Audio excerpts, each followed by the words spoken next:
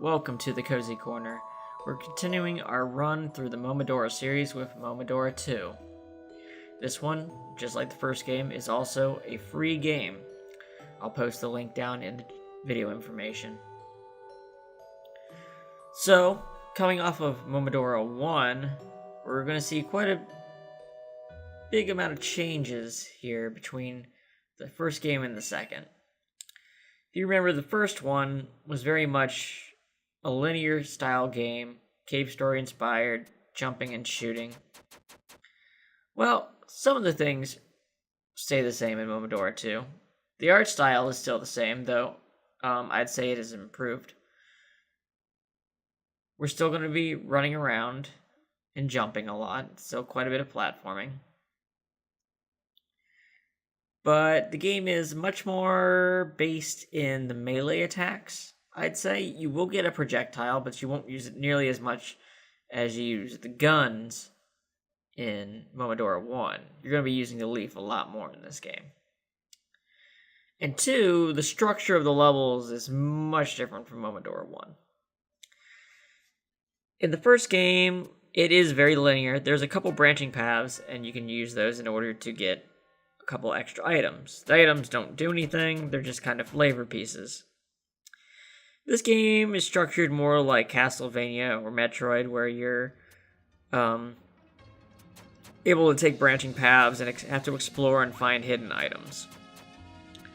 And the actual items do things now. Most of these are love letters that increase your health. Some other ones are power-ups. Another difference, as you can see, is that there's actual dialogue in the game. Momodora 1 has dialogue at the very end, but that's it. This game, it's got extra characters that you can talk to, and so provide just a little bit more plot.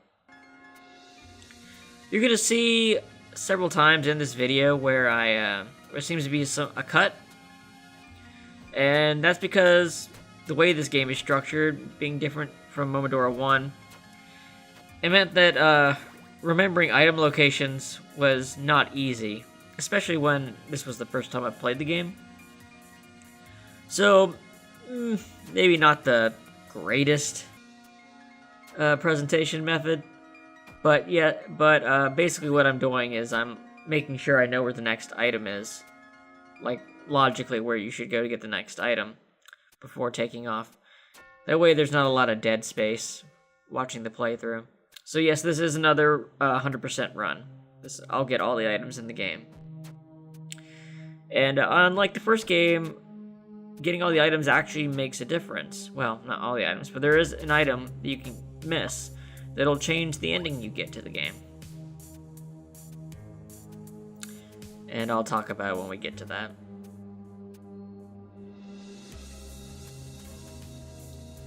So as you can see, there are these bells set around the environment, and those are your save points. They also restore your health when you hit them. And here's a character, Melko. She's in search of a princess. The princess's name is Aerie. And we'll meet Aerie too, obviously.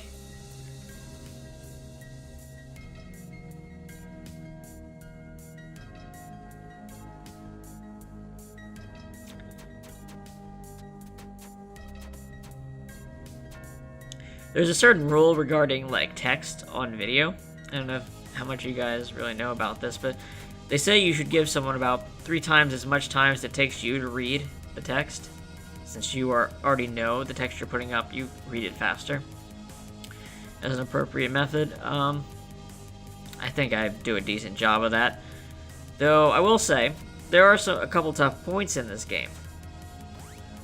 Health is a lot more manageable in this game than it is in the other one, but that doesn't stop there from being enemies that could really just slice through everything really quick.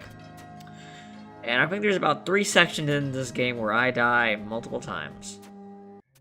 And they always seem to have a text box nearby. And while I tried to remember to, patiently go for the text each time, I am sure at some point I'm going to be skipping for the text a little fast. the plot's... None of the extra characters really do anything for the plot, to be quite honest. There's not much of a plot. Just like the first game, it's a very simple game. So here you're seeing me miss what seem like very easy jumps. And yes, they really should be. Once again, this game isn't gamepad friendly. Its controls are locked to keyboard, which is another reason we're doing post-commentary, just like the first one. But for some reason, the jump feels a lot slipperier in this one. It's hard to explain, but it takes me a bit to get... By the time I finally make this jump here, I start to get the hang of it. But it certainly is not as intuitive and comfortable as the first games. You always feel like you're jumping way too far.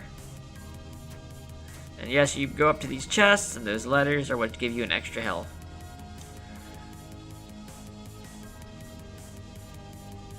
And as you can see, enemies don't do a full health worth of damage every time they hit you. A lot of them only do about a quarter heart.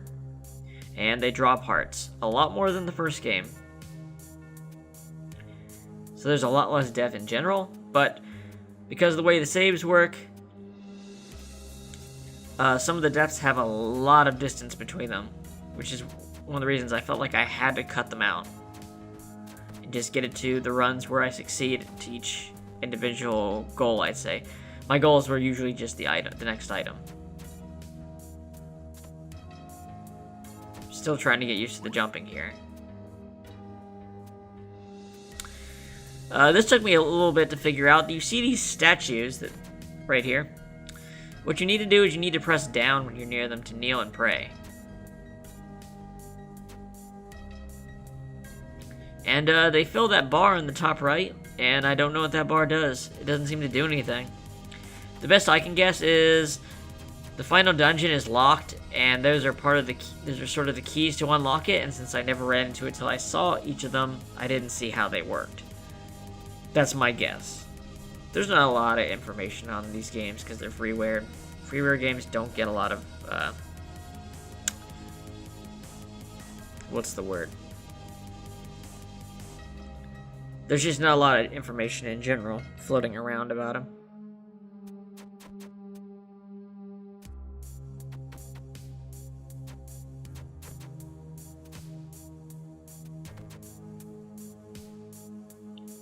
So now I can throw these tags, and the tags are decently strong.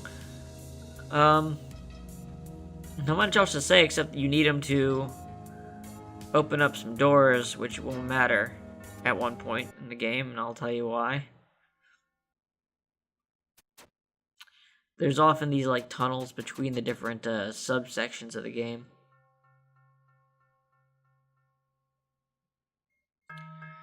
And here we go, and just, who are you now? Get the fuck out of my way.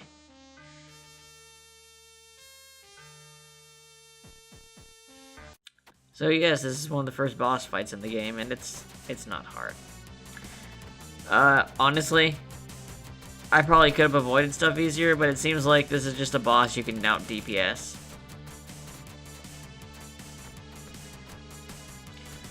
Since you mostly use the leaf, enemies like this are kind of annoying to get into the space to hit them without touching them.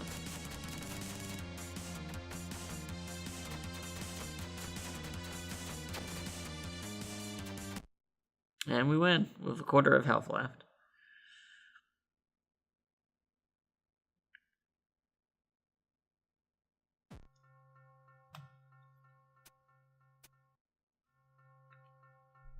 Short and sweet. The music is, as before, pretty good in this game. I like the little tomato guys here. They don't really do anything, except pop up and hit you when they do pop up. Maybe that's why I like them, they're just not that annoying.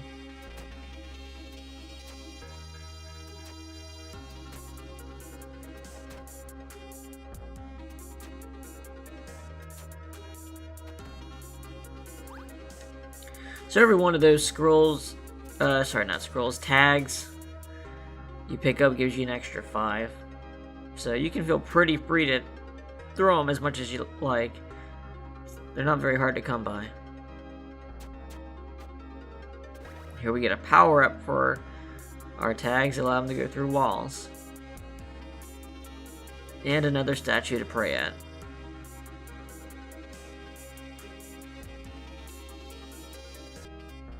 So did I mess it up? No halfsies.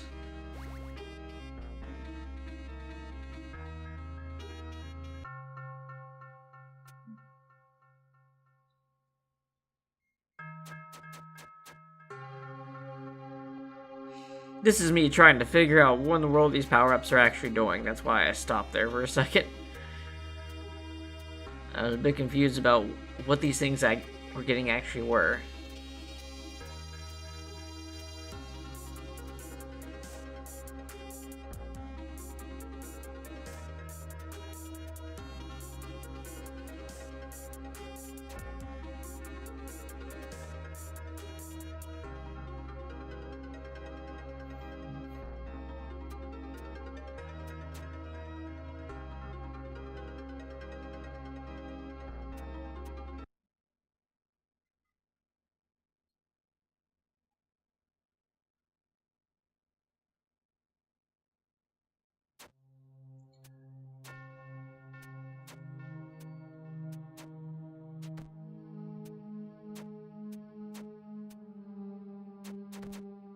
So the left area is mostly done. There's one other reason to come back there.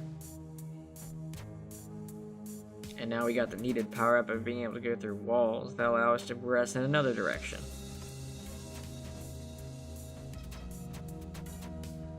As you can see, the Bachmen are still enemies, but we have a lot more new types of enemies than old ones, I'd say.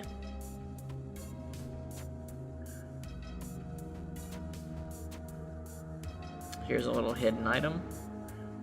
Just go through the wall there, get an extra health. And thankfully, those give you back all your health when you do pick them up.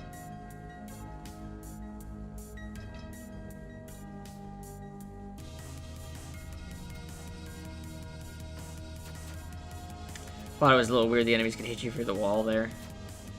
There's also, as you can see, a lot of statues that you don't pray at in the game, and I'm not sure what those are about. Unless they were just priestesses that have, you know, perished along the way.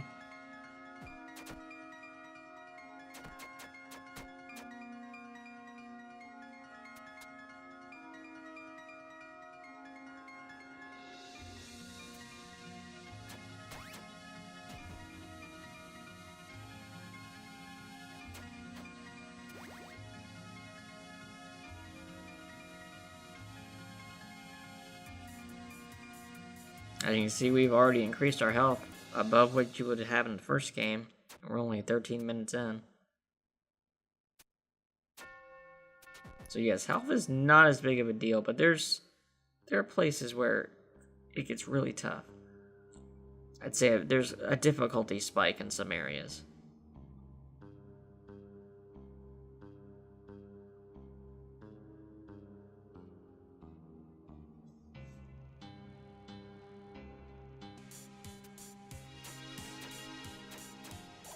And there we have some cats.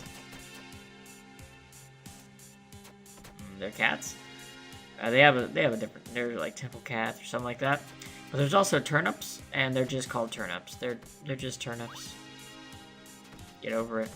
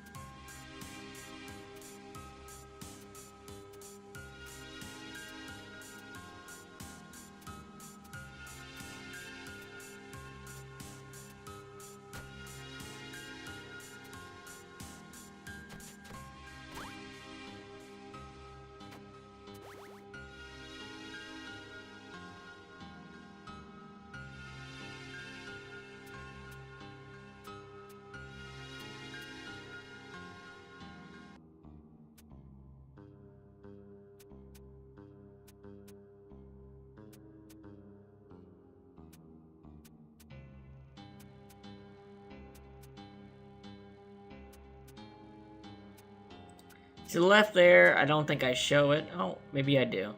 There is a treasure chest, and you can't open it. Like the developer said, it's just a chest you can't open. Get over it.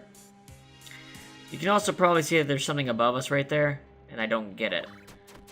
I got it in every other run, just not the one where I actually succeed on getting to the next spot. So I'm gonna have to backtrack in this one. Oh, that's annoying to even think about. All it is one of the statues you pray at. So I do have to get it, is the thing.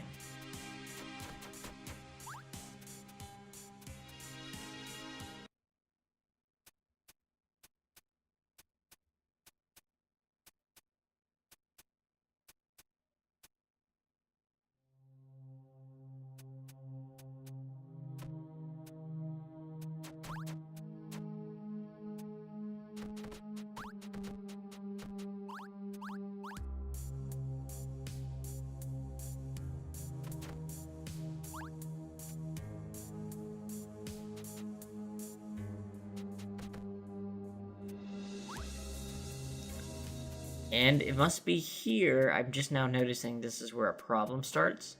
And I won't realize it for a little bit. Let me just make sure here. We'll see on the next one. Oh, here's the character from at the beginning. Still looking for Barry.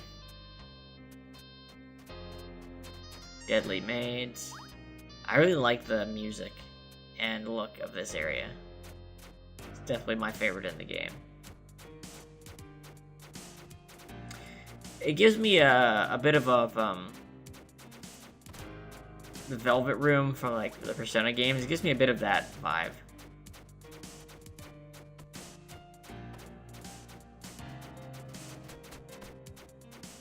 I spent too much time trying to kill this one enemy. So I got a dash ability now. I use it not a whole lot, but somewhat. And as you can see, I didn't realize the enemies would still be in the room with the boss. So this became much more difficult than I had anticipated.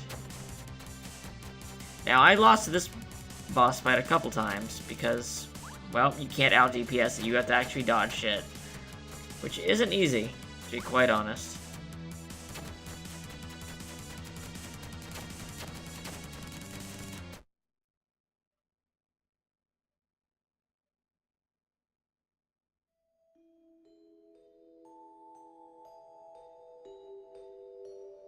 And there you go. That boss we've been fighting is Aerie, the Princess Melko.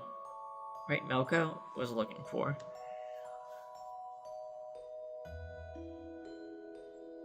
She's not such a bad girl. What do you know? And she's cheering for you.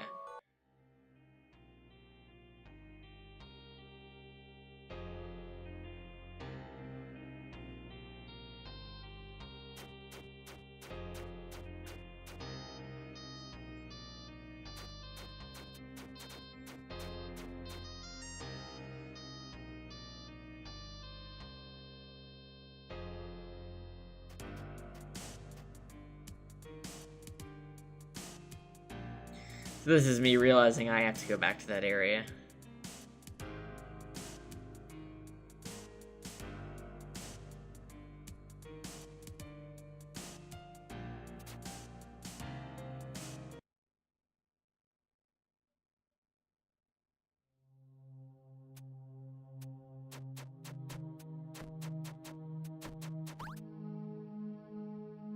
Very low health right now.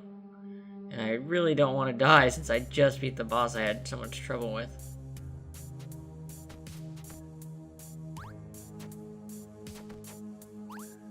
So there, you probably noticed it finally. Yes, my tags are not actually being added. I pick them up and nothing happens to my count. And since you need to break seals with the tags, that's a problem. A big problem.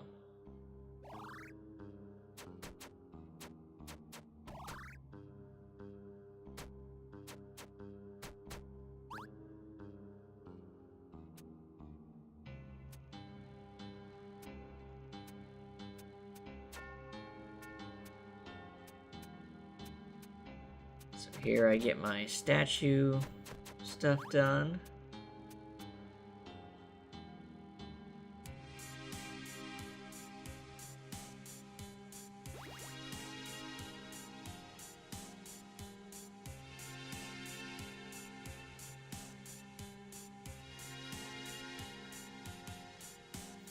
Ba-bum.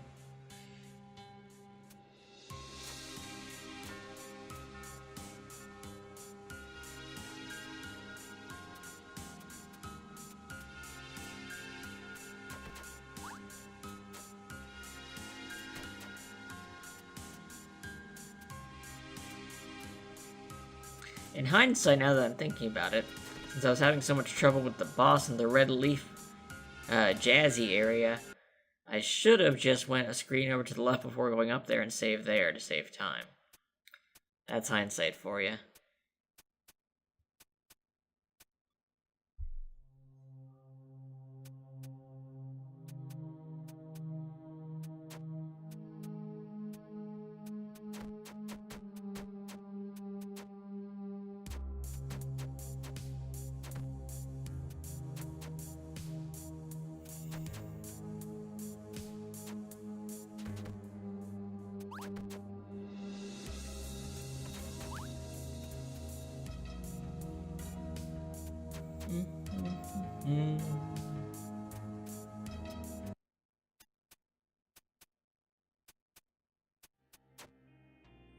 Have a little Butler Bachman.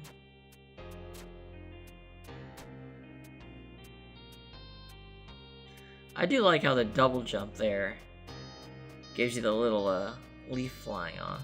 That's a nice touch.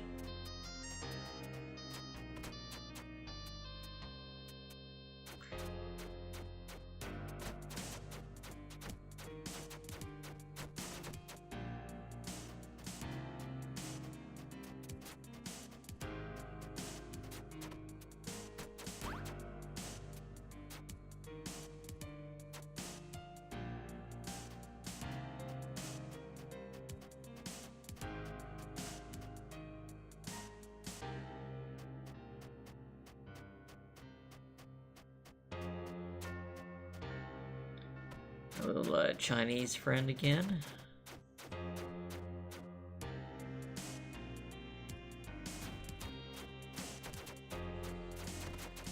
And here's the last statue to pray at, and the character might look a little familiar to you if you've been looking at the newest game, because that is Kaho, the main character of Reverie in the Moonlight.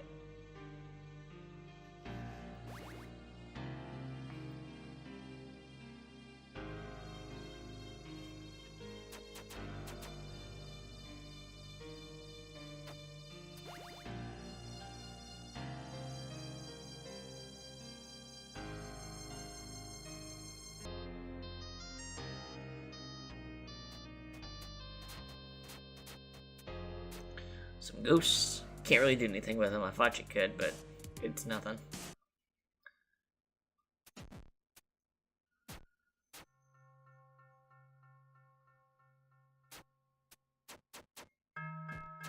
Now we're back in a different section of the Malari Sanctum.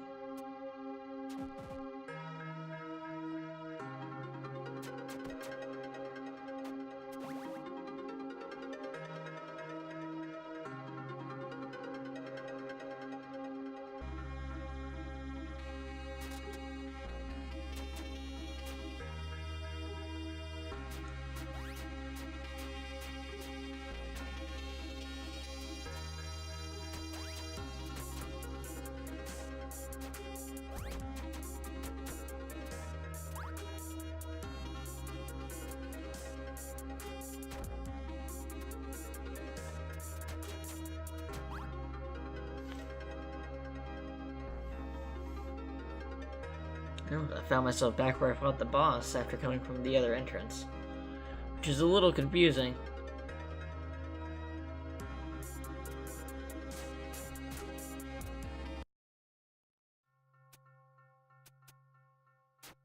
But maybe you just noticed what happened there. When I dashed, I actually broke some blocks. There's actually some hidden dash blocks right there, which has the most important item in the game.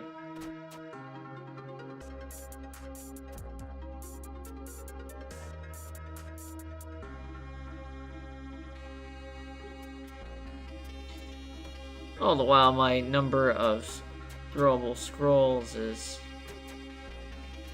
decreasing.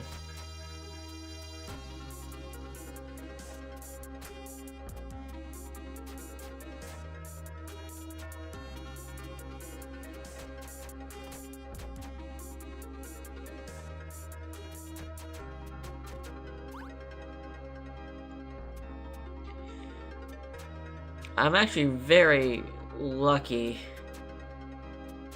that I didn't use up all of them before I ran into this secret.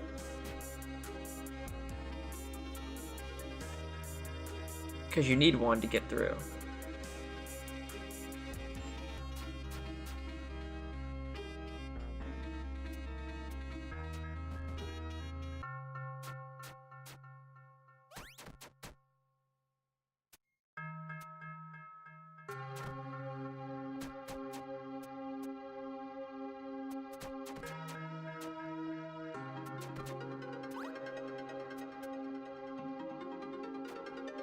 And here we go. We got the green magic leaf. Now, if you remember, this was the leaf that the character used in the first game. It was green. Well, the one we've been using this whole time has been a red leaf, a leaf that from a tree that's dying. Well, not dying. You know what I mean.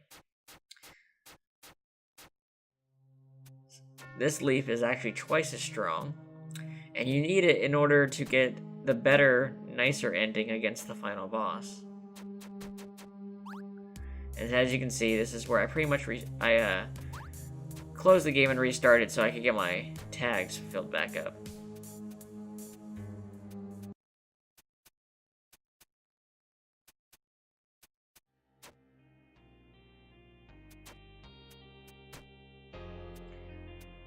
Much stronger weapon, obviously, if it only took one to take out that butler.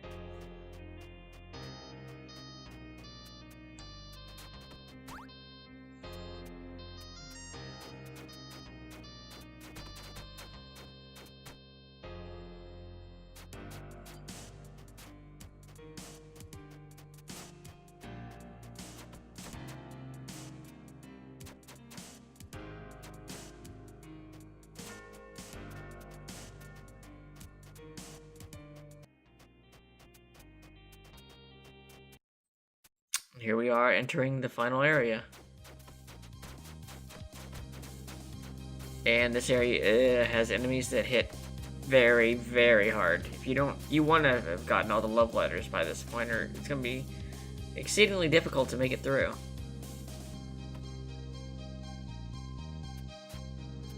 It's mostly the guys that are going to be shooting these green orbs at you.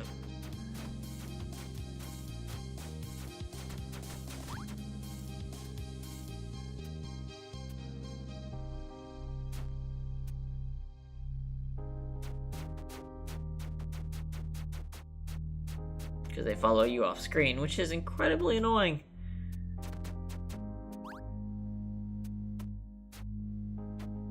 But thankfully, there's 2 more love ladders to get through the area to completely restore our health.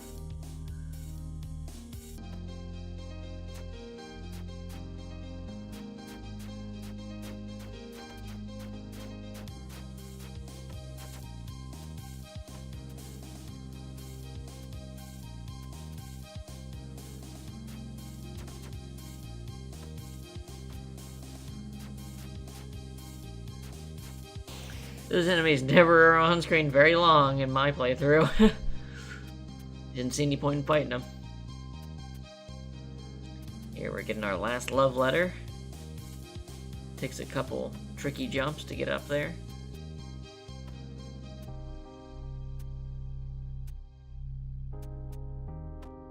Much trickier than it actually looks. But it's worth it. You're gonna want all the help you can have for the final boss.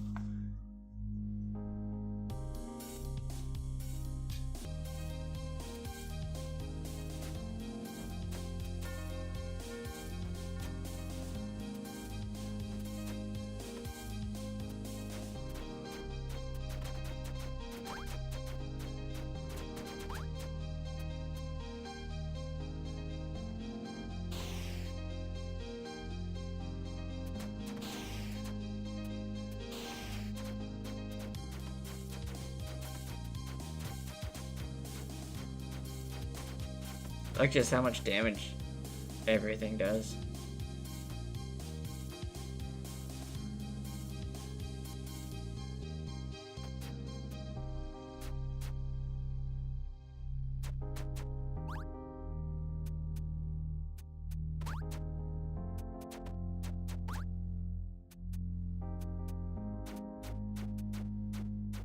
Final save point.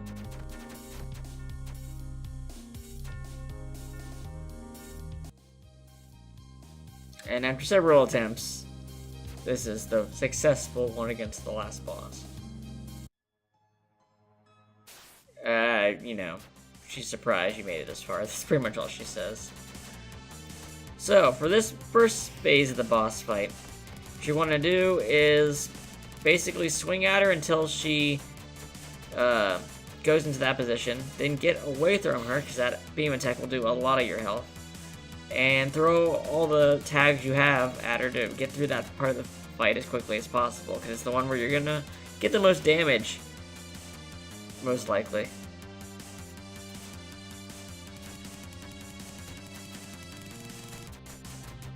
Now the second phase can be difficult if you don't know what to do. If you go all the way to the right here, her circular attack can't hit you. Then, she'll just shoot to one side, go to the other side, hit her. When that attack finishes, she'll go back to the circle formation, so get back into the corner. After doing this 1 or 2 times, I'm getting about maybe 10 hits in. 8 hits. You beat the second phase. Then you fight the real one. Now it's just the shadow. And guess what? It's the same battle as the first games. Just a little bit harder. And by a little bit, I mean a lot harder if you don't know what you're doing. So, you have to do this, tennis match with the energy ball. See how I'm doing it from all the way across the screen? Do it that way. If you don't, it's gonna be exponentially harder. The closer you get to her, the less reaction time you have when it gets fast. So as far back as you are, because it's a predetermined number of hits, not how fast the thing is actually going.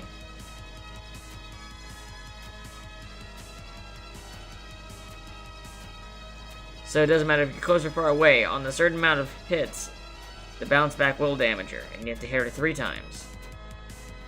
Otherwise, everything's pretty easy to dodge.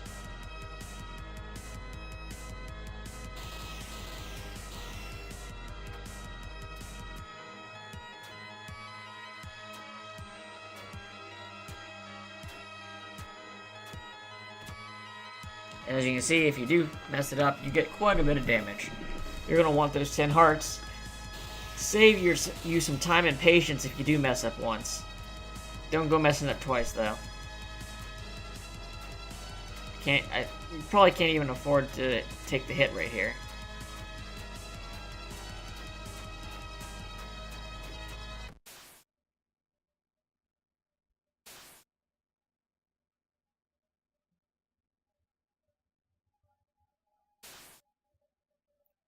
There's the big reveal. Yep. The Underworld Queen in this game is Isadora, the main character from the first game. Apparently, because she killed Lamia, the previous queen, she was cursed to become the queen herself.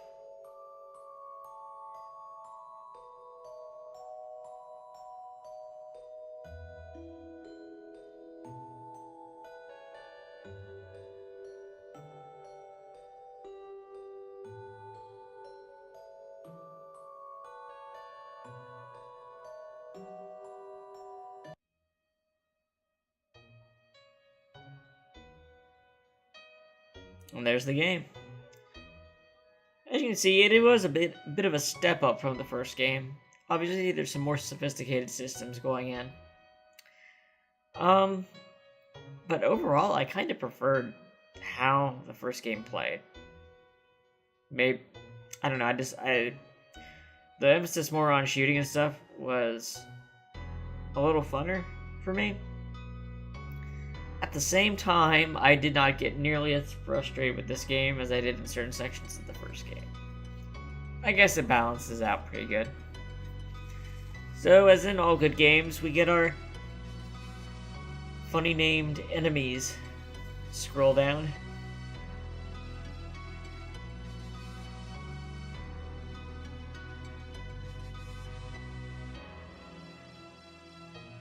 Candle Cat.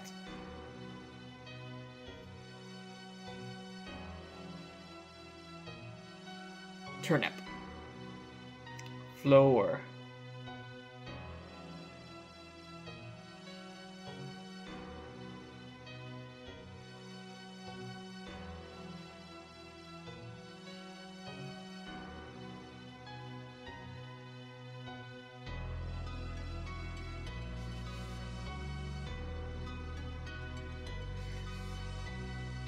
And with that, we come to the end of Momodora 2. So now we can move on to, I'd say 1 and 2 are prototype games. It's pretty obvious. And once again, we're looking that it's mostly the work of one developer. And we can see some evolution in how they're doing, and apparently 3 is a nice big jump in quality, so I'll see you guys there. Cozy Corner, have a good one. And thank you for playing. Oh, thanks.